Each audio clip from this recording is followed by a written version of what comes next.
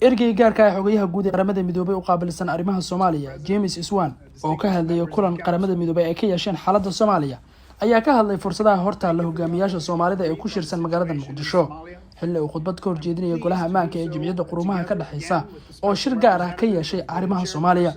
James Iswan ayaa sheegay inay tahay arrin aad looga walwalo in dowladda Soomaaliya ay diido ergeygii midowga Afrika u soo magacowday Soomaaliya mudane John Mahama. waxaan si weyn uga qoomameynaynaa go'aanka dowladda Soomaaliya ay ku diiday ergeygii midowga Afrika ee u soo magacowday Soomaaliya.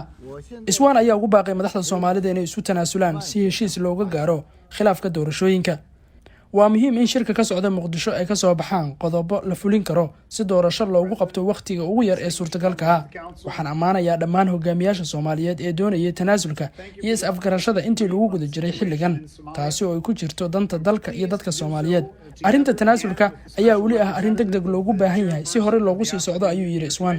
warbixin gaar ah oo ay qaramada midoobay ka diyaarisay xaaladda Soomaaliya ayaa lagu sheegay in go'aanka muddo kororsiga ee 12 Abriil ee dalku ku galay xaalad xasilooni darro oo baahsan iyo kala qaybsanaan siyaasadeed, balse waxaa lagu bogaadiyay kasoo laabashadii madaxweyne Farmaajo uu codsaday.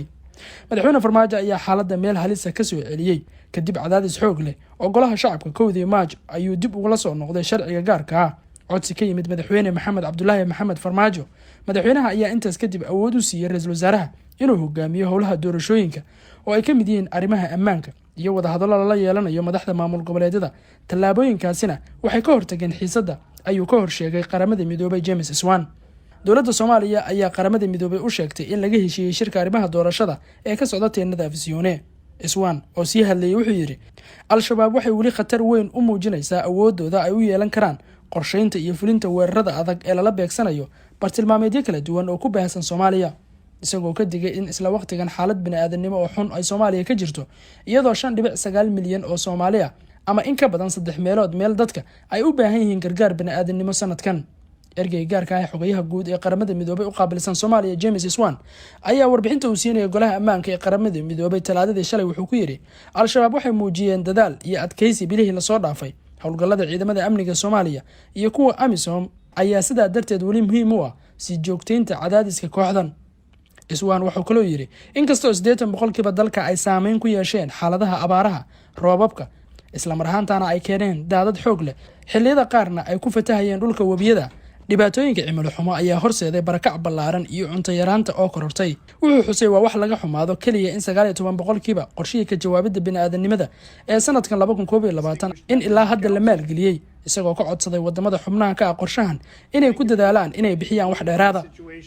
wasiirka arrimaha dibadda ee iskaashiga caalamiga ah ee dowladda federaalka ee Soomaaliya Maxamed Cabdirasaaq oo isna la hadlayay madaxda Jimciyadda Quruumaha ka dhaxaysa ayaa yiri geedi socodka wada xaajoodadu ma sahlanayn, tanina waxay muujinaysay sida isfahamka muhiimka ah uu sii jiro iyo iyadoo la isku raacsan yahay sida nabadda Soomaaliya ay u nugushahay iyo sida ay u jilicsan yihiin hay'adaha dowladda. si kastaba waxaan hadda gaarnay heshiis Soomaaliya u horseedi doona doorasho xor ah, doorasho xalaal ah, horay u socosho. waxayna Soomaaliya u baahan tahay inay yeelato isbeddel siyaasadeed oo la saadaalin karo oo ku saleysan doorashooyin loo wada dhan yahay, lagu kalsoonaan karo, xor iyo xalaal ah. tanina waa caqabad iyo fursad ay dadka Soomaaliyeed, dowladda iyo la howlgalayaasha u tahay inay ka faa'iideystaan si loo xalliyo horumar waara oo dalka ka dhaca. Yuusuf Cabdishire, wararka RTN, Muqdisho.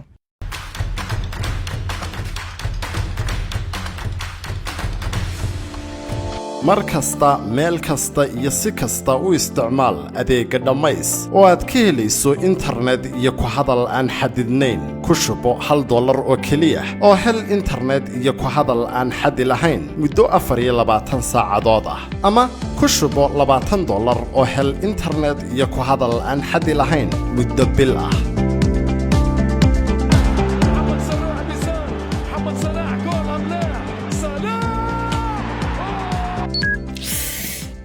inoogu shub marka la Dhammays. waa maxay Dhammays? Dhammays waa adeeg ku siinaya internet iyo ku hadal aan xad lahayn. ma heli karaa mid gashubo xidig 1 4 gees amaba xidig 4 4 4 gees.